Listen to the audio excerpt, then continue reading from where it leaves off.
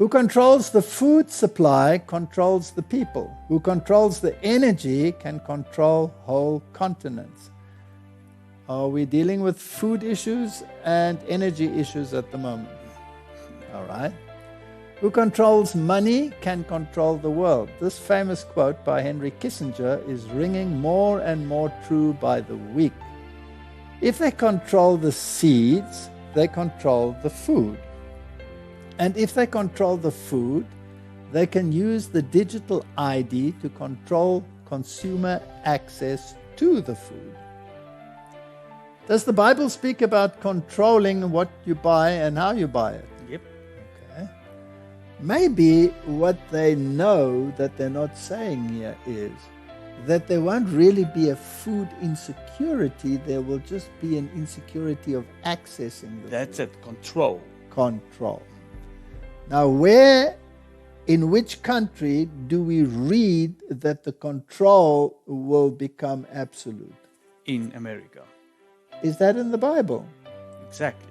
It's in Revelation chapter 13, right? So, in the Protestant bastion, which has supposedly freed itself from the shackles and chains of the Middle Ages. They will put those shackles and chains on willingly.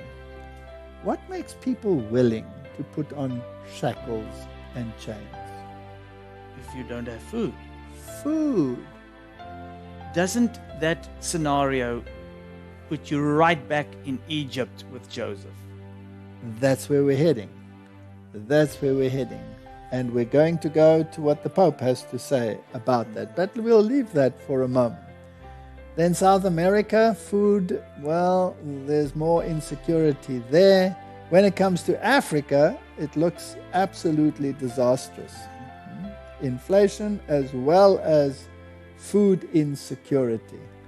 And when we go to the East, well, all of these first world countries, they don't seem to be too worried about food. But I have some news for them. Yeah.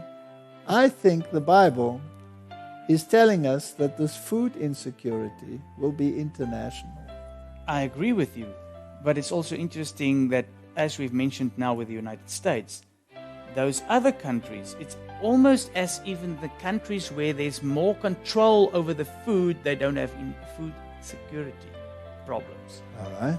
If you look at Africa, they don't have these mega facilities like we've read in the previous article. So nobody is growing or will be able to supply the food.